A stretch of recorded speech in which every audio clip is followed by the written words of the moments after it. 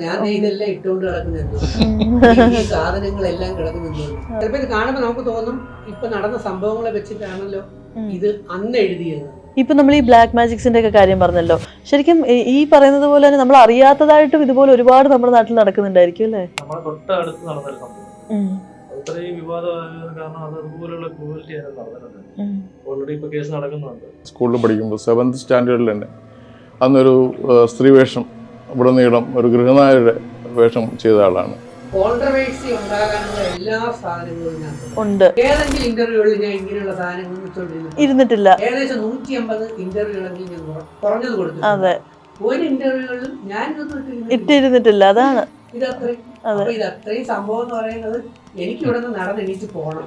Hello and welcome to Movie Well Media. It's me Noorjahan and ഇന്ന് എൻ്റെ കൂടെ ഉള്ളത് കിരാത എന്ന സിനിമയുടെ വിശേഷങ്ങളുമായി സിനിമയുടെ ക്രൂ ആണ്. വെൽക്കം. അപ്പോൾ കിരാത, ഫസ്റ്റ് തന്നെ രജിത് സർ, ടൈറ്റിൽ നോക്കുകയാണെങ്കിൽ in the dread of night, അതായത് ഒരു ഭയം അല്ലേ, രാത്രിയെ ഭയക്കുന്ന, അപ്പോൾ ഒരു ഡാർക്ക് ജോണറിൽ വരുന്ന ഒരു മൂവിയാണോ? നമ്മള് ഡാർക്ക് ജോണർ എന്ന് പറഞ്ഞു കഴിയുമ്പോഴത്തേക്ക് ഭയങ്കര ഭീകരതയാണെന്ന് തോന്നി. അങ്ങനെയല്ല, ഈ വാക്കിന് ഒരുപാട് അർത്ഥമുണ്ട്. നമ്മുടെ സമൂഹത്തിൽ ഒരുപാട് കിരാതന്മാർ നിറഞ്ഞു കിടക്കുന്ന അറിയാം അല്ലേ, പീഡകന്മാർ. അപ്പം ഇതിനകത്ത് കുറെ സംഭവങ്ങളുണ്ട് ഇപ്പം നമ്മുടെ സമൂഹത്തിൽ നടന്നുകൊണ്ടിരിക്കുന്നത്. ഇപ്പൊ ഈ അടുത്ത ഇടകളിൽ നടന്നതും കുറച്ച് നാളിന് മുമ്പ് നടന്നതുമായിട്ടുള്ള കുറേ സംഭവങ്ങൾ. ഏറ്റവും അടിസ്ഥാനപരമായിട്ട് നമ്മുടെ പത്തനംതിട്ടയിൽ തന്നെ നടന്ന വലിയൊരു സംഭവം. അപ്പൊ ഈ സംഗതികളെല്ലാം അടിസ്ഥാനപ്പെടുത്തിക്കൊണ്ടാണ് ഇതിന്റെ സ്ക്രിപ്റ്റ് റൈറ്ററും ഡയറക്ടറും ഇതിന് കിരാത എന്ന പേര് നൽകിയത്. മനസ്സിലായി? ആ വാക്കിന്റെ അർത്ഥം കൂടുതൽ എക്സ്പ്ലെയിൻ ചെയ്ത് കഴിഞ്ഞാൽ ഇതിന്റെ ഒരു സസ്പെൻസിന്റെ സാധനം പോകും. അതുകൊണ്ട് ഞാനത് ബ്രേക്ക് ചെയ്തു എന്നുള്ളേ ഉള്ളൂ. സോ കാണേണ്ട കുറേ സംഗതികളുള്ള, ചിലപ്പോൾ ഇത് കാണുമ്പോൾ നമുക്ക് തോന്നും ഇപ്പൊ നടന്ന സംഭവങ്ങളെ വെച്ചിട്ടാണല്ലോ ഇത് അന്ന് എഴുതിയത്. മനസ്സിലായി? അന്ന് എഴുതിയ സംഭവം ഇപ്പം നമ്മുടെ സമൂഹത്തിൽ, നമ്മുടെ നാട്ടിൽ സത്യമായി ഭവിച്ചുകൊണ്ടിരിക്കുകയാണ്. അതെ, ഇപ്പോൾ ഡയറക്ടറിന്റെ ആണെങ്കിലും പ്രൊഡ്യൂസറിന്റെ ആണെങ്കിലും ഇവർ രണ്ടാളുടെയും ഡെബ്യൂ മൂവിയാണ്. അപ്പോൾ അത് രജിത് സാറാണ് ചെയ്യുന്നത്. അപ്പോൾ ശരിക്കും എങ്ങനെയാണ് ഈ ഒരു മൂവിയിലോട്ട് എത്തിയത് സാറ്? ആക്ച്വലി ഇത് ഞാനൊക്കെ ഒരു സെൻട്രൽ ക്യാരക്ടറിൽ പോകുന്നു എന്നേ ഉള്ളൂ. ഇതിനകത്ത് ന്യൂ ഫേസ് ആയിട്ടുള്ള ഒരു 3 ചെറുപ്പക്കാരും 3 ചെറുപ്പക്കാരികളും യൂത്തിന്റെ പടമാണ്. ആക്ച്വലി അവർ കോളേജ് സ്റ്റുഡൻസ് ആണ്. അപ്പോൾ അങ്ങനെയുള്ള യൂത്തിന് പ്രാധാന്യം കൽപ്പിച്ചുകൊണ്ടാണ് പ്രൊഡ്യൂസറും ഡയറക്ടറും ഇത് ഇമ്പോർട്ടൻസ് കൊടുത്തത്. പക്ഷെ അതിനകത്ത് നമ്മുടെ കണ്ടന്റ് ബേസ് ചെയ്ത് വരുമ്പോൾ കുറെ സീനിയേഴ്സിന്റെ ആവശ്യം ഉണ്ട്. ഈ സംഗതി തുടങ്ങുന്ന സമയത്ത് റോഷൻ എന്നെ വിളിച്ചു. ഞാനപ്പോൾ കാലടി ശങ്കര കോളേജിലെ സാറാണ് ഈ കഥ പറഞ്ഞ സമയത്ത്. അപ്പോൾ നമുക്ക് തന്നെ അറിയാം, കോളേജ് കുട്ടികൾ, സ്കൂൾ കുട്ടികൾ പലപ്പോഴും മുൻകാലങ്ങളിലാണെങ്കിൽ വിദ്യാഭ്യാസ സ്ഥാപനത്തിൽ പഠിക്കാൻ പോയി കഴിഞ്ഞാൽ കൃത്യമായിട്ട് വൈകുന്നേരം തിരിച്ചു വരും. പക്ഷെ ഇന്ന് ചില കുട്ടികൾ പല പല കാരണങ്ങളാൽ വീട്ടിൽ കാത്തിരിക്കുന്ന പാരൻസിൻ്റെ അടുത്ത് എത്തിച്ചേരാൻ വൈകുകയും ചിലപ്പം വന്നില്ല എന്നും വരും. അതാണ് ഇതിൻ്റെ ഒരു ഇതിവൃത്തം. ചിലപ്പോൾ അടുത്ത ദിവസം വരുമായിരിക്കാം എന്ന് നമ്മൾ പ്രതീക്ഷിക്കും, ഫ്രണ്ട്സിൻ്റെ കൂടെ പോയിന്ന്. പക്ഷെ ഒരിക്കലും വരാത്ത അവസ്ഥയിലേക്ക് വന്നാലോ? അത് നമ്മുടെ കോളേജുകളിലും സ്കൂളുകളിലും നമ്മൾ കണ്ടുവരുന്ന, അതാണ് ഞാൻ പറഞ്ഞത്, ഇത് ഇന്ന് നമ്മുടെ നാട്ടിൽ നടന്നുകൊണ്ടിരിക്കുന്ന വിദ്യാർത്ഥികളും പാരൻസും കാണേണ്ട, അവരെ ബോധവൽക്കരിക്കുന്ന ഒരു മെസ്സേജ്, ഒരു സ്ക്രിപ്റ്റാണ് ഇതിൻ്റെ അടിസ്ഥാനപരമായിട്ടുള്ളത്. അപ്പോൾ എനിക്ക് വളരെ ഇൻട്രസ്റ്റിംഗ് ആയി തോന്നി. കാരണം കോളേജിലെ ഒരു പ്രിൻസിപ്പലിൻ്റെ റോളാണ്, കോളേജ് ബേസ്ഡാണ്, യൂത്തിൻ്റെ ഫിലിമാണ്. അപ്പോൾ ആ ഒരു പ്രിൻസിപ്പലിൻ്റെ ഒരു വേഷമാണ് എനിക്ക് ആ ഡയറക്ടർ തന്നത്. വളരെ ഭംഗിയായിട്ട് അത് കൈകാര്യം ചെയ്യാൻ കഴിഞ്ഞു. അപ്പോൾ ഈ കുട്ടികളുടെ ചില സംഭവങ്ങളിൽ അല്ലെങ്കിൽ ചില സ്ഥലങ്ങളിൽ ഉണ്ടാകുന്ന അശ്രദ്ധ, അത് നമുക്ക് തിരിച്ചു പിടിക്കാൻ പറ്റത്തില്ല. വണ്ടി ഓടിക്കുമ്പോൾ തന്നെ ഒരു ചെറിയ അശ്രദ്ധ പോലെ സംഗതി കൈവിട്ട് പോകാൻ. അപ്പൊ ഈ അശ്രദ്ധ മാറ്റി എവിടെയെല്ലാം നമ്മുടെ കുട്ടികൾ ശ്രദ്ധിക്കണം, അത് കുട്ടികളെയും, കുട്ടികൾ എന്ന് പറഞ്ഞാൽ ഞാൻ നഴ്സറി അല്ലെങ്കിൽ ചെറിയ കുട്ടികളല്ല ഉദ്ദേശിച്ചത്, ടീനേജേഴ്സ് വെച്ചാൽ കൗമാര യൗവനത്തിലുള്ള, ഇപ്പൊ MSc PG അല്ലെങ്കിൽ MPhil വലിയ ക്ലാസ്സുകളിൽ പഠിക്കുന്ന കുട്ടികളാണെങ്കിൽ ചിലപ്പോൾ നമ്മൾ ഗോവയ്ക്ക് ഇറങ്ങാൻ പോകും, അല്ലെങ്കിൽ നമ്മൾ പല പല സ്ഥലങ്ങളിലേക്ക് പോകും. പക്ഷെ പോയിട്ട് ഇപ്പം നമ്മൾ സോഷ്യൽ മീഡിയ കാണുന്നുണ്ട്, ചിലരെ കാണാനില്ല, ചിലർ റോഡിൽ തീരുന്നു, ചിലർ വേറെ പല പല സ്ഥലങ്ങളിൽ എത്തിച്ചേരുന്നു, അവിടെ നിന്ന് തിരിച്ചു വരില്ലേ, ഇങ്ങനെ ഒരുപാട് ദുരൂഹതകളിലൂടെ പോകുന്ന ഒരു സംഭവം പറഞ്ഞു കഴിഞ്ഞപ്പോൾ അതിനെനിക്ക് വളരെയധികം ഇൻട്രസ്റ്റിംഗ് തോന്നി. കാരണം സ്റ്റുഡൻസിനെ ബോധവൽക്കരിക്കാനും പാരൻസിനെ ബോധവൽക്കരിക്കാനും തക്ക രീതിയിലുള്ള മെസ്സേജുള്ള നല്ലൊരു ത്രില്ലറാണ്, സസ്പെൻസ് ത്രില്ലറാണ് സംഭവം. ഇതുവരെയ്ക്കും ഇങ്ങനെ ഒരു സ്റ്റോറി ഇറങ്ങിയിട്ടില്ല എന്ന് തന്നെയാണ് എൻ്റെ വിശ്വാസം.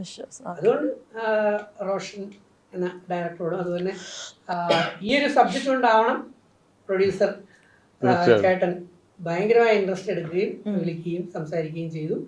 ഏകദേശം ഒരു 10-15 ദിവസത്തെ എൻ്റെ വർക്ക് ഒരു 10-15 ദിവസത്തോളം കോന്നി, പത്തനംതിട്ട പ്രദേശങ്ങളിലായിട്ട് നടക്കുകയും ചെയ്തു. ഞാൻ ഭയങ്കര ഹാപ്പിയാണ്. ഇത് ഇറങ്ങാൻ വേണ്ടി ഞങ്ങൾ വെയിറ്റിംഗിലായിരുന്നു. അതെ, ഇപ്പൊ ഡയറക്ടർ നമ്മുടെ കൂടെ ഉണ്ട്. അപ്പോൾ ശരിക്കും പറഞ്ഞാൽ ചേട്ടനായാലും ഇപ്പോൾ ഒരു സിനിമ ചെയ്യുമ്പോൾ സ്വന്തം നാട് കോന്നിയാണല്ലോ, അപ്പോൾ സ്വന്തം നാട് ബേസ് ചെയ്തിട്ട് എടുക്കണം. ആൻഡ് അതിലും എല്ലാവർക്കും ഒരു മെസ്സേജ് കൂടി കൊടുക്കണം എന്നുള്ളത് ഇന്റൻഷൻ ഉണ്ടായിരുന്നു ആദ്യം തന്നെ. ഞാൻ പ്രതീക്ഷയില്ല ഈ സ്റ്റോറി നമ്മളെ തൊട്ടടുത്ത് നടന്നൊരു സംഭവം. അത് ഇത്രയും വിവാദമായത് കാരണം അത് അതുപോലുള്ള ക്രൂവൽറ്റി അതിനകത്ത് നടന്നിട്ടുണ്ട്. ഓൾറെഡി ഇപ്പൊ കേസ് നടക്കുന്നുണ്ട്, നരബലി ബന്ധപ്പെട്ട ഒരു സംഭവം.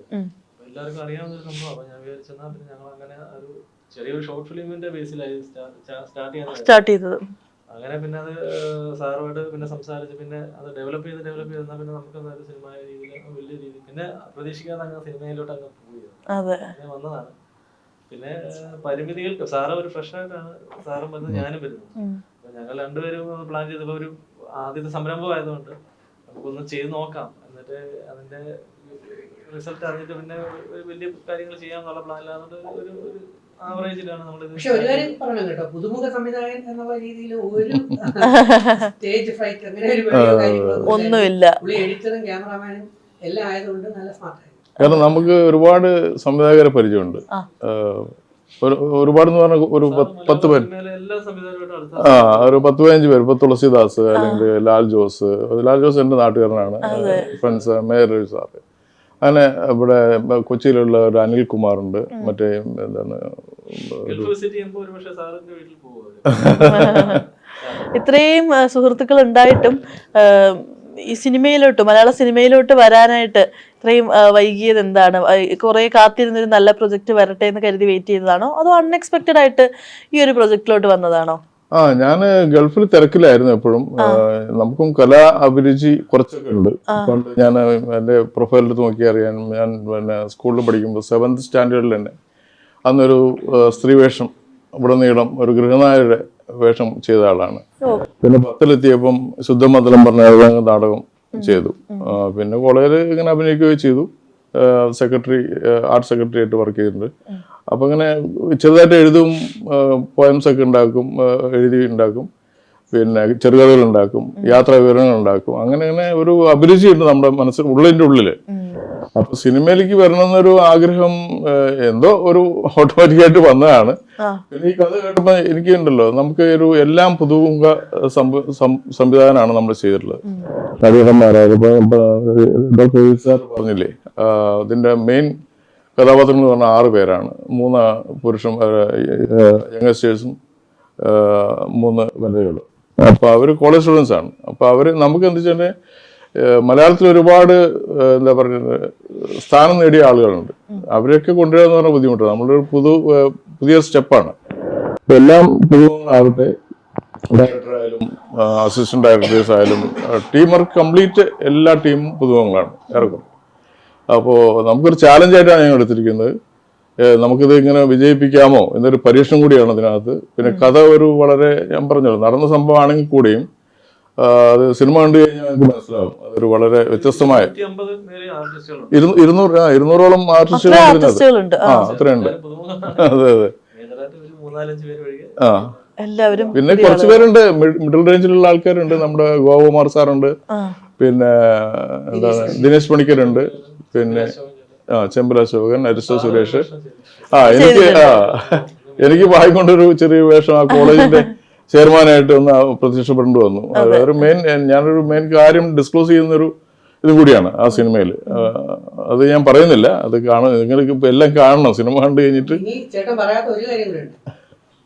ചേട്ടന്റെ വീട്ടിന്റെ തൊട്ട് അയൽവക്കത്താണ് ഉണ്ണി മുകുന്ദൻ എന്ന് പറയുന്നത്. നമ്മുടെ അടുത്ത സുഹൃത്താണ് അദ്ദേഹത്തിന്റെ അച്ഛനും. ഇവര് ഫാമിലി ഫ്രണ്ട്സും അയൽവക്കവും. ചേട്ടന് വേണമെങ്കിൽ പുള്ളിയെ ഉപയോഗിക്കാൻ പറ്റും. പക്ഷെ അതിന് പകരം ഇപ്പം യൂത്തിന് അല്ലെങ്കിൽ പുതുമുഖങ്ങൾക്ക് കൂടുതൽ താല്പര്യം കൊടുക്കുക, താഴെത്തട്ടിൽ നിൽക്കുന്ന മിടുക്കരായ യൂത്തിനെ ഉയർത്തിക്കൊണ്ടുവരിക, അതാണ് അവർ പ്രതിബദ്ധത എന്ന് പറയുന്നത്. അപ്പം അടുത്ത ചിലപ്പം ഉണ്ണി ഒക്കെ ചെയ്തു വരും. ഇപ്പൊ ആദ്യം സാറ് ഇങ്ങനെ ഒരു താല്പര്യം കാണിച്ചു, അത് വളരെ അപ്രീഷ്യബിൾ ആയിട്ട്. കാരണം നമ്മുടെ ചെറുപ്പക്കാരെ പിന്നെ യുവതി യുവാക്കള് സിനിമയെ അഭിനയിക്കാനായിട്ട് ഒരുപാട് ഇപ്പോൾ പണം അങ്ങോട്ട് കൊടുത്തിട്ടാണ് വരുന്നത്. ഇപ്പം നമ്മൾ ആരൊന്നും പേടിച്ചിട്ടില്ല, നമ്മൾ ആർക്കും കൂടുതലായിട്ട് കൊടുത്തിട്ടുമില്ല. അപ്പോൾ ആ ഒരു ലെവലിലാണ് നമ്മൾ പോയിട്ടുള്ളത്. പക്ഷെ നമുക്ക് മനസ്സിലുള്ളത് വെച്ചാൽ പുതിയ ആളുകളെ വെള്ളിത്തിരയിലേക്ക് കൊണ്ടുവരിക, അവരുടെ ഒരു എന്താ പറയുക ചെറുകാല അഭിലാഷമാണ്, എൻ്റെ ഒരു ആഗ്രഹമാണ്. ഇപ്പോൾ 2-3 മാച്ചായി അങ്ങനെ ഇവരൊക്കെ പെർഫോം ചെയ്തിട്ടുണ്ട്. ഞാൻ 2-3 തവണ ഞങ്ങൾ റിവ്യൂ ചെയ്തതാണ് പടം. എല്ലാം കൊണ്ടും ഇപ്പോൾ നമ്മളതിൻ്റെ പ്രൊഡ്യൂസർ എന്ന വഴിക്കല്ല പറയുന്നത്, ഇതൊരു എന്താ പറയുക സ്റ്റെപ്പിംഗ് പോയിന്റ് ആയിരിക്കും ഇത് മലയാളത്തിൽ. ഇതിപ്പോ നമ്മൾ ഈ എന്താ പറയാ പോസ്റ്റേഴ്സ് ഒക്കെ നോക്കുമ്പോഴും ഫുള്ളൊരു മറ്റേ ബ്ലഡും പിന്നെ ഈ സാത്തൻ സേവയുടെ പോലത്തെ സംഭവങ്ങളും ഒക്കെ ആണല്ലോ. അപ്പൊ ശരിക്കും പറഞ്ഞാൽ അത്തരത്തിലുള്ള അതുമായി ബന്ധപ്പെട്ടാണ് ആ സിനിമ പോകുന്നത്. കാരണം ചെറിയ ലാഭങ്ങൾ പ്രതീക്ഷിച്ച് വലിയ സ്വപ്നങ്ങളൊക്കെ ഉയർന്ന ജീവിതം നിലവാരമൊക്കെ പ്രതീക്ഷിച്ചാണ് പല ഫാമിലിയിലും ആൾക്കാർ ഈ ദുർമന്ത്രവാദ ആഭിചാരമൊക്കെ ചെയ്ത് ഇപ്പൊ വലിയ പ്രതീക്ഷയിൽ പോയിക്കൊണ്ടിരിക്കും. അപ്പൊ അതുമായിട്ട് ബന്ധപ്പെട്ടാണ് അവിടെ ഒരു വലിയ അരിക്കൊലയൊക്കെ നടന്നത്. മനുഷ്യനെ ഭക്ഷിക്കുക വരെ ചെയ്തിട്ടുണ്ട്. ശരിക്കും വീടിന്റെ അടുത്താണെന്നല്ലേ പറഞ്ഞത്? അപ്പൊ നിങ്ങക്ക് അറിയുന്ന ആളുകളെ അറിയുന്നു, പ്രതീക്ഷിക്കാത്ത ആളുകളായിരിക്കും. ഇപ്പൊ നമ്മൾ സംസാരിക്കുന്നത് സാറ് എങ്ങനെയാണെന്ന് നമ്മൾ സ്വപ്നത്തിൽ അതുപോലെയാണ് ആൾക്കാരോട് ഞെട്ടിയത്. ഇതൊക്കെ ചെയ്യുമോ, ഇവരൊക്കെ സമൂഹത്തിൽ ഉന്നത സ്ഥാനം നല്ല പോലെ ജീവിക്കുന്ന ആളുകള് ഇതൊക്കെ ഇങ്ങനെ സംഭവിക്കുന്നത് ഈ പുള്ളി കാരണം വലിയൊരു തിരുമലോ അങ്ങനെ പല നല്ല ജോലിയൊക്കെ ചെയ്ത് നല്ല ഒക്കെ ചെയ്ത് കല്യാണത്തിനൊക്കെ സമീപിക്കുന്നു, പാർട്ടി പരിപാടിയിൽ സമീപിക്കുന്നു, ഇങ്ങനെയൊക്കെ ഉള്ള വ്യക്തികളാണ് ഇതിന്റെ പിന്നിൽ വരുന്നത്. അത് കോന്നി ഫോറസ്റ്റിലായിരുന്നില്ലേ ഇത് സംഭവം? കോന്നി ഫോറസ്റ്റ് ഓപ്പൺ വീട്ടിലാ സംഭവം. ഇപ്പൊ നിങ്ങക്ക് അതുവഴിയൊക്കെ പോകുമ്പോഴത്തേക്ക് ഒരു അല്ലേ ഇപ്പൊ അതൊരു കാഴ്ച പോലെയാണ് ആ വീട്. പല കേരളം മുഴുവൻ ആൾക്കാര് അത് വന്ന് കാണാൻ വന്ന് ആ സ്ഥലത്ത് വന്ന് കണ്ടു. ഇപ്പോഴും അത് ആൾക്കാർ വന്ന് കാണുന്നുണ്ട് ആ സ്ഥലം.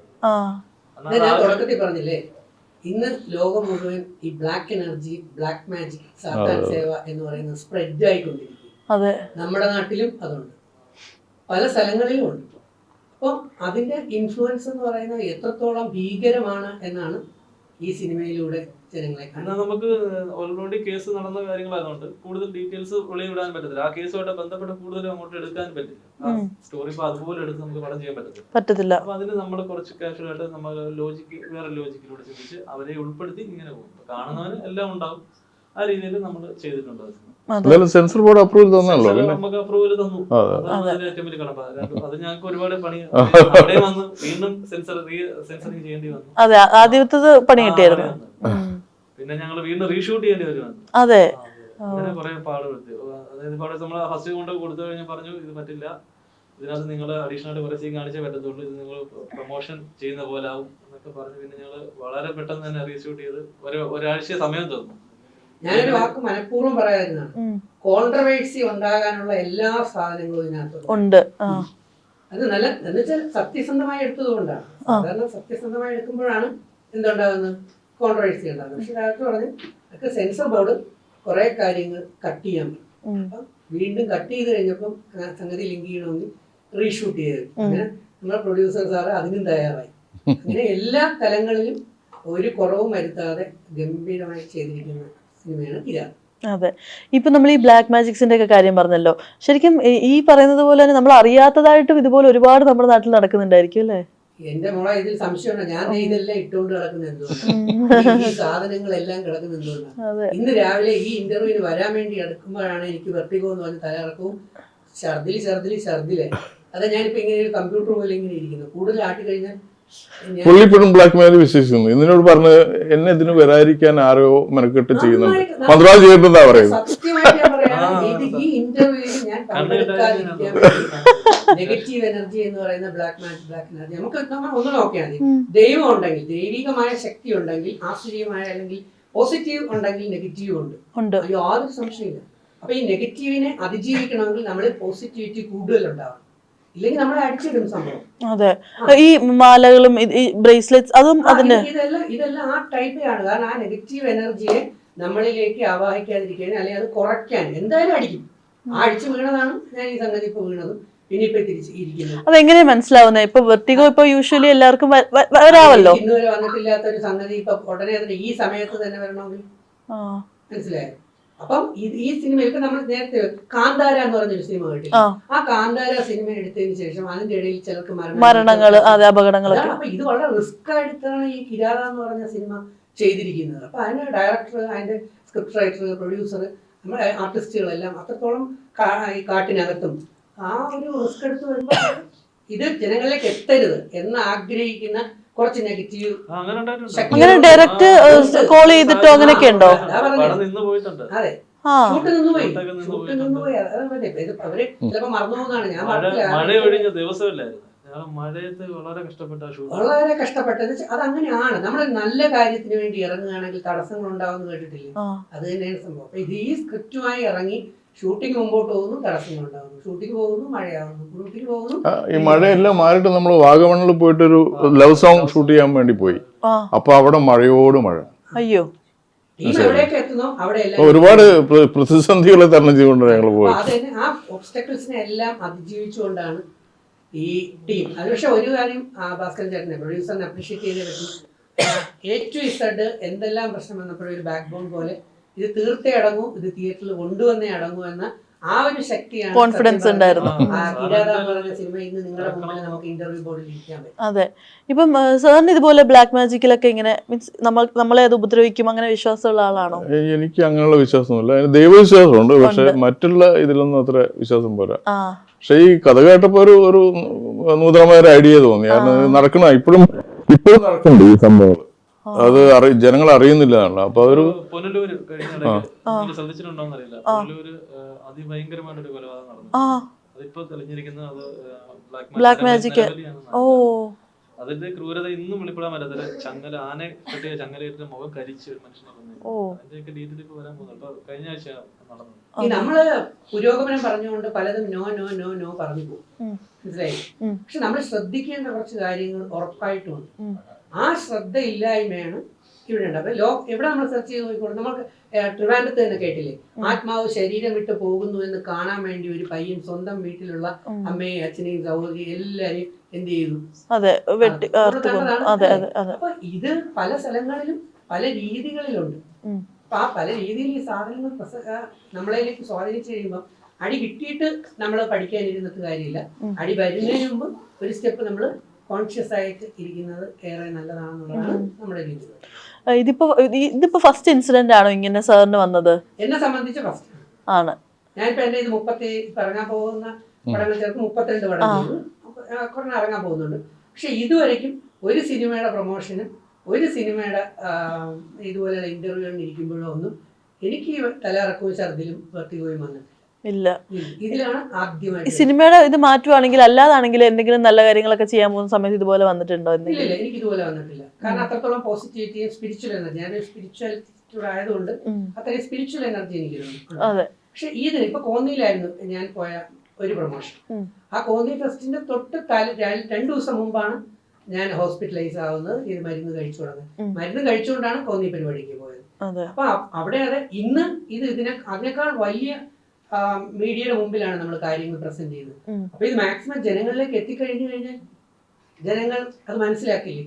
അപ്പം ജനങ്ങൾ മനസ്സിലാക്കുമെങ്കിൽ നെഗറ്റീവ് എനർജി എന്ന് പറയുന്ന ഇബിലീസ് അല്ലെങ്കിൽ പിശാച്, സാത്താൻ, പല പല പേര് പറയില്ലേ? പറയില്ലേ?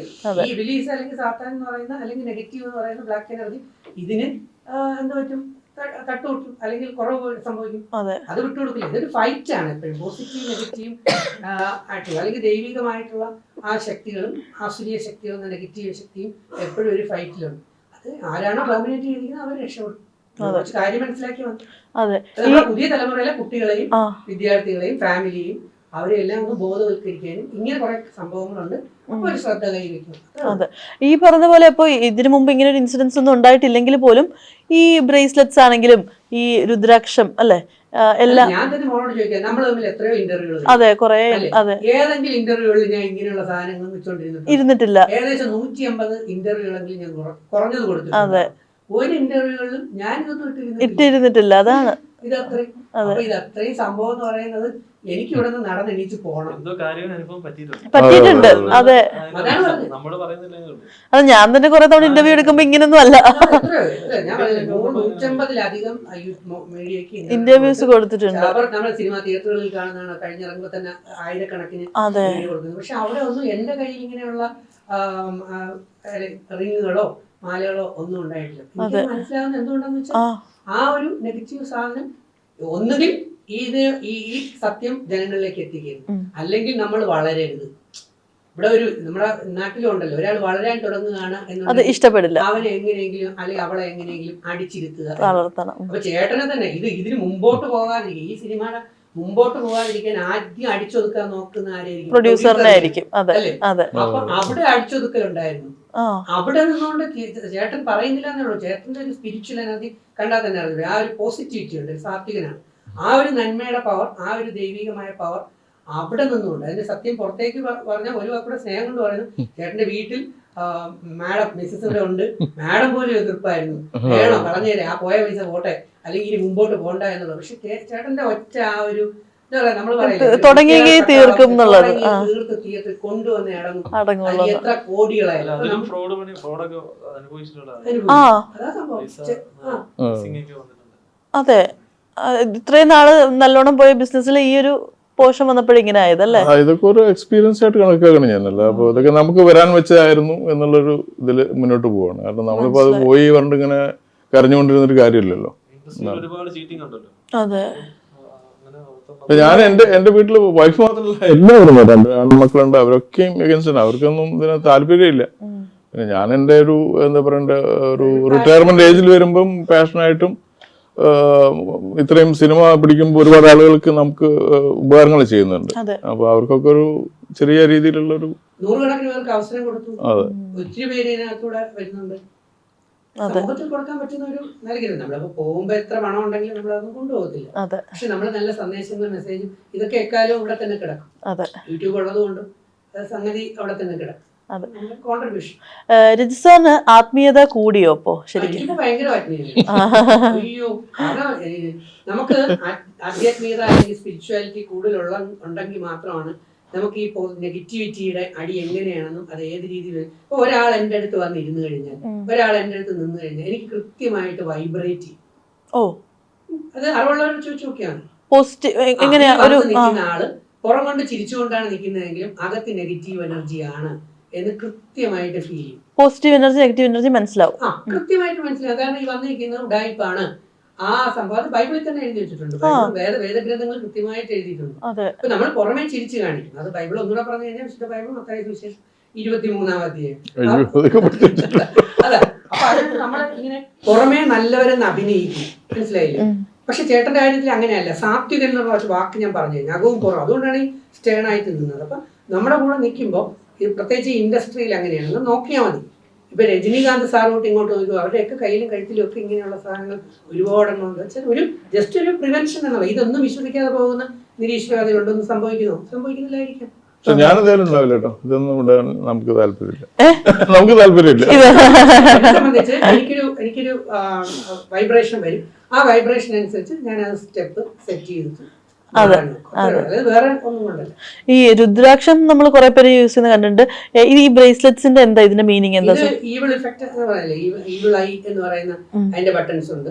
ഓരോന്നും ആ ലെവലിലാണ്. നമ്മുടെ ഗ്രഹങ്ങളും അതിന്റെ ആസ്ട്രോ എഫക്റ്റുകളും ഒക്കെ ഉണ്ട്. അപ്പൊ എന്തുകൊണ്ടും ഒരു ദോഷമില്ലാതെ കിരാത എന്ന് പറഞ്ഞ മൂവി വൻ വിജയമാക്കുക എന്നുള്ളത് മാത്രമാണ് നമ്മുടെ മുമ്പിലുള്ള ഒരു ലക്ഷ്യം. നമ്മൾ വർക്ക് ചെയ്തു കഴിഞ്ഞാൽ എൻ്റെ ഒരു പ്രിൻസിപ്പിളാണ്, ഞാൻ ഏത് വർക്ക് ചെയ്താലും അതിന്റെ ഒരു പ്രൊമോഷൻ എന്ന് പറയുന്നത് ചെയ്യുക, ഡയറക്ടറിനും പ്രൊഡ്യൂസറിനും വേണ്ടി പ്രവർത്തിക്കുക, അത് ജനങ്ങളിലേക്ക് എത്തിക്കുക. അതിനകത്ത് ആ മെസ്സേജ് കുട്ടികളിലേക്കും പാരന്റ്സിനും ഫാമിലിക്കും എത്തിക്കുക. അതിനുവേണ്ടി ഛർദ്ദിച്ച് സത്യസന്ധമായിട്ട് 4 വട്ടം ഛർദ്ദിച്ച് കിടന്ന് ഞാനിപ്പോ വിളിക്കും. അത് എൻ്റെ പോസിറ്റീവ് എനർജിയാണ്. ഞാൻ കുനിഞ്ഞ് എടുക്കാത്ത കാര്യം, ഈ വെർട്ടിഗോ എന്ന് പറഞ്ഞ സാധനം കുനിഞ്ഞ് ഞാൻ മറിഞ്ഞു പോവുകയാണെങ്കിൽ എനിക്ക് അടുത്ത ഇന്റർവ്യൂകളിൽ ഇരിക്കാൻ പറ്റൂല, കംപ്ലീറ്റ് ആക്കാനും പറ്റത്തില്ല. ആ ഒരു കോൺഷ്യസ്നെസ് ആണ്. ബട്ട് സ്റ്റിൽ ഇത്രയും ലൈറ്റിന്റെ ഒക്കെ കൂടെ ഇരിക്കുന്നുണ്ടല്ലോ, അത് തന്നെ വലിയ കാര്യം. നേരത്തെ പറഞ്ഞ സ്പിരിച്വാലിറ്റിയുടെ ഒരു ബലം. അതെ, അതെ. ഈ ഒരു ഹോൾ ക്രൂ ഇനി നെക്സ്റ്റ് ഒരു മൂവി വന്നാൽ പോലും ഈ ഒരു ക്രൂവിനെ എപ്പോഴും കൂട്ടുപിടിക്കാൻ ആഗ്രഹിക്കുന്നു. നമുക്ക് ഒരു ടെൻഷനും ഇല്ലാത്ത രീതിയിൽ അവരെല്ലാം വിളിച്ചാൽ വരും. ഈ കുട്ടികളായാലും ഇവരെല്ലാം നമുക്ക് അവരോട് ഒരു പേയ്മെന്റ് പോലും ചോദിക്കുക, അവരെ നിന്ന് സ്വന്തം കാശ് മുടക്കി ഞങ്ങളെ വീട്ടിൽ തന്നെ താമസിച്ച് അങ്ങനെ ഒരു സെറ്റപ്പ് ആയിരുന്നു അവിടെ. ഞങ്ങളുടെ ഗ്രാമപ്രദേശം ആയതുകൊണ്ട് അവിടെ വലിയ ലോഡ്ജോ ഹോട്ടലോ ഒന്നും ഇല്ല. എല്ലാവർക്കും ഞങ്ങളെ വീട്ടിൽ തന്നെ സ്റ്റേ ഒക്കെ ചെയ്തത്. ഒരു കുടുംബം പോലായി, പോകാൻ പോലും ആർക്കും മനസ്സൊന്നുമില്ലായിരുന്നു. അങ്ങനെ ആയി. അങ്ങനെ സിറ്റുവേഷൻ അതുപോലെ എല്ലാരും ഇനിയും തീർച്ചയായിട്ടും എല്ലാവരും ഉണ്ടാവും. അതെ, നല്ലൊരു കൂട്ടായ്മയും കൂടെ അതിനകത്തുണ്ടായി. അതെ. ഒരു മൂവി പ്രൊഡ്യൂസ് ചെയ്തു, ലൈക്ക് നമ്മൾ പ്രൊമോഷനിൽ എത്തി, ഇപ്പൊ റിലീസ് ആവാൻ പോകുന്നു, ഇത്രയും ഒരു ജേണി, ഇപ്പൊ ഫുള്ള് ഇത്രയും ഒരു ജേണി ഇപ്പൊ തിരിഞ്ഞു നോക്കുമ്പോഴത്തേക്ക് എന്താ ഫീൽ ചെയ്യുന്നത്? കുറെ കഠിന പ്രയത്നങ്ങൾ ഇതിനകത്ത് വന്നിട്ടുണ്ട്. എന്റെ മാത്രമല്ല, എല്ലാവരും ഇതിലുള്ള ഈ പങ്കെടുത്ത എല്ലാ ക്രൂവിനും ഒരു തരത്തിലെങ്കിൽ വേറെ തരത്തില് ഡിഫിക്കൽട്ടീസ് ഫേസ് ചെയ്യേണ്ടി വന്നിട്ടുണ്ട്. നമുക്ക് ഇതൊക്കെ ഒരു ജീവിതത്തിലൊരു പാഠമായിട്ട് കണക്കാക്കുക, എന്തെങ്കിലുമൊക്കെ ചെയ്തുകൊണ്ടിരിക്കുക. നല്ലത് എന്തും ചെയ്തിട്ട് കാര്യമില്ല, നല്ലത് നമുക്ക് സമൂഹത്തിന് കാഴ്ചവെക്കുക. അപ്പൊ നമ്മളിപ്പോ നാളെ ഇല്ലാതായാല് അപ്പൊ ഞങ്ങൾ ഓർക്കുമല്ലോ, അറ്റ്ലീസ്റ്റ് ചീത്ത പേരിൽ അറിയപ്പെടില്ലല്ലോ. അപ്പൊ അതുകൊണ്ട് രേഖപ്പെടുത്തി പോകണമെന്നൊരാഗ്രഹമാണ്. അതെ. ഇപ്പൊ എനിക്ക് രചന ചോദിക്കാനുള്ളത്, ഇപ്പൊ നമ്മൾ 2020 ലോക്ക്ഡൌൺ ടൈമില് ബിഗ് ബോസ് സാർ ഇറങ്ങി, അതിനുശേഷം 180 ഇന്റർവ്യൂസോളം കൊടുത്തു എന്നല്ലേ? അപ്പൊ ഇത്രയും ഇന്റർവ്യൂസ് കൊടുത്തു. ശരിക്കും പറഞ്ഞു കഴിഞ്ഞാല് ഈ ബിഗ് ബോസ് ഇറങ്ങുമ്പോൾ ഉള്ള ഒരു ഫെയിം ഉണ്ടല്ലോ, അത് നമുക്ക് ഒരു ലോങ് ടേം ആണോ അതോ അതിന്റെ എഫക്ട് കുറച്ച് നാളത്തേക്കേ ഉണ്ടാവുള്ളൂ? അത് മിക്കവാറും ഉള്ളവർക്കെല്ലാം ഷോർട്ട് ടേം ആണ്. അതാണ് ഞാൻ നേരത്തെ പറഞ്ഞ ഈവിൾ ഇഫക്റ്റ്, അല്ലെങ്കിൽ ഈ കിരാതയുടെ പുറകിൽ പ്രവർത്തിക്കുന്ന ആ ഒരു ദുഷ്ടശക്തി എന്ന് പറഞ്ഞൊരു സാധനം. ആ ദുഷ്ടശക്തി അല്ലെങ്കിൽ ഈവിൾ ഇഫക്റ്റ് അല്ലെങ്കിൽ സാത്താൻ സേവ അല്ലെങ്കിൽ ബ്ലാക്ക് എനർജി, ബ്ലാക്ക് മാജിക് എന്ന് പറഞ്ഞാൽ നിങ്ങൾ ഈ കഴിഞ്ഞ 2020 മാത്രമല്ല, ഈ പറഞ്ഞ ഷോയിൽ തന്നെ കഴിഞ്ഞ 7 സീസണുകൾ നമ്മൾ നോക്കിയാൽ 6 സീസണുകളിലും ഉള്ള മെജോറിറ്റി ഉള്ളവർക്കൊക്കെ എന്താണ് സംഭവിച്ചുകൊണ്ടിരിക്കുന്നത്? അവർ അന്നത്തെ പോപ്പുലാരിറ്റി ഫെയിം ഇന്ന് നിലനിർത്തുന്നുണ്ടോ, അതോ പലതും പല സ്ഥലങ്ങളിലും തകർന്ന് തരിപ്പണമായോ എന്ന് നോക്കുമ്പോഴത്തേക്ക് നമുക്കത് മനസ്സിലാക്കാൻ പറ്റും. അപ്പൊ എനിക്ക് അന്ന് കൊറോണ കൊണ്ട് അന്നുണ്ടാക്കിയ ആ മൈലേജ് അപ്പോഴും നിലനിർത്താൻ പറ്റിയില്ല. കാരണം ലോക രാജ്യങ്ങളൊക്കെ ഇൻവൈറ്റ് ചെയ്തതാണ് മീറ്റപ്പുകൾക്ക്, യൂറോപ്പ് ഉൾപ്പെടെയുള്ളത്. പക്ഷെ കൊറോണ കാരണം അത് തടഞ്ഞു. അതിനുശേഷമാണ് ഞാൻ ഇത്രയും പടങ്ങൾ ചെയ്തു വന്നത്. എന്നെ സംബന്ധിച്ച് എനിക്ക് ഇത്രയും ചെയ്ത് കിരാത ഇപ്പൊ തിയേറ്ററിൽ എത്തിക്കുന്നത് വരെ എനിക്ക് ചെയ്യാൻ പറ്റിയെങ്കിൽ അത് എന്നെ സംബന്ധിച്ച് ബിഗ് ബോസിന്റെ ബാക്കപ്പും നേരത്തെ പറഞ്ഞ സ്പിരിച്വൽ എനർജി എന്ന് പറയുന്ന ആ ഒരു ദൈവികമായ ഊർജത്തിന്റെയും പിന്നെ കൂടെ നിൽക്കുന്ന പ്രൊഡ്യൂസർ, ഡയറക്ടർ, അവരെ മാക്സിമം ഈ പടം അല്ലെങ്കിൽ ഏതൊരു പടമായാലും അതിന് മാക്സിമം മാർക്കറ്റിൽ എത്തിക്കുക, അത് വിജയിപ്പിക്കുക. അതിനുവേണ്ടി അല്ലാതെ നമുക്ക് എനിക്ക് സാമ്പത്തികം തന്നു കേട്ടോ സാർ, എനിക്ക് പേയ്മെന്റ് എല്ലാം തന്നിട്ട് തന്നെയാണ്. ന്യൂ കമേഴ്സായ കുറെ, പക്ഷെ ഞാൻ പറഞ്ഞില്ലേ 100 ആർട്ടിസ്റ്റുകളുണ്ടല്ലോ, അപ്പം അങ്ങനെയായിട്ടുള്ള നല്ല പേയ്മെന്റ് തന്നെ തന്നു. അപ്പൊ അത്രയും തന്ന് നമ്മളെ അത് ഉപയോഗിക്കുമ്പോൾ നമ്മളത് വാങ്ങിച്ച് പോക്കറ്റിട്ട് പോവുകയല്ല ചെയ്യുന്നത്. നമ്മൾ ആ പടം വിജയിപ്പിക്കാൻ അതിൽ ഉള്ള സംഗതി ജനങ്ങളുടെ മുമ്പിലേക്ക് എത്തിക്കുക. ഇന്ന് പ്രൊമോഷൻ വളരെ ഇമ്പോർട്ടന്റ് ആയിട്ടുള്ള ഒരു കാലമാണ്. അപ്പൊ ബിഗ് ബോസിൽ തന്നെ കണ്ടല്ലോ, PR വർക്കുകൾ വെളിയിൽ നിന്ന് തന്നെ സെറ്റ് ചെയ്ത് വെച്ചിട്ടാണ് പബ്ലിസിറ്റിക്ക് വേണ്ടി അവിടെ കയറുന്നത്. അതിന്റെ ജെന്യൂനിറ്റി കുറഞ്ഞു. പക്ഷെ സിനിമ അതല്ല. സിനിമ എന്ന് പറയുന്നത് നമ്മൾ നല്ല രീതിയിൽ പ്രൊമോഷൻ വർക്ക് കൊടുത്തേ. ഇപ്പൊ എന്റെ കണക്കനുസരിച്ച് ഒരു 50 ലക്ഷത്തിന്റെ ഒരു പടം എടുക്കുന്നെങ്കിൽ 25 ലക്ഷം രൂപയുടെ പ്രൊമോഷൻ വർക്കെങ്കിലും ചെയ്തു കൊടുത്തെങ്കിലേ പറ്റത്തുള്ളൂ. അപ്പൊ അങ്ങനെ വരുന്ന ജനങ്ങളിലേക്ക് എത്തിക്കണം. അവരെ തിയേറ്ററിൽ കൊണ്ടുവന്ന് ഇത് കാണിക്കുമ്പോഴാണ് ഇങ്ങനെ സംഭവങ്ങളുണ്ടല്ലേ, ഇതാണ് ഞാൻ ശ്രദ്ധിച്ചില്ല, നമ്മുടെ വീട്ടിൽ അയലോക്കത്ത് ഇങ്ങനെ സംഭവിച്ചല്ലേ, എന്റെ മോന് അല്ലെങ്കിൽ മോക്ക് കഴിഞ്ഞ പ്രാവശ്യം ഇങ്ങനെ ഒരു അബദ്ധം വന്നാൽ പോയി. ആ ഒരു മെസ്സേജുകളാണ് ബോസിലൂടെ എനിക്ക് ദൈവം അനുഗ്രഹിച്ചിട്ട് ഗുണം തന്നെയാണ് അത്. പക്ഷെ ഞാൻ വളരുന്നത് സ്ലോ ആണെന്നുള്ളതേ ഉള്ളൂ.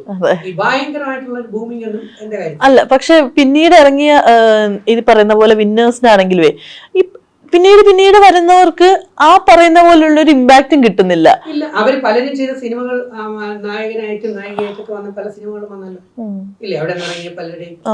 അപ്പൊ അത് ഞാൻ നേരത്തെ പറഞ്ഞ നമ്മള് ഈവിൾ എഫക്ട്, സാത്താൻ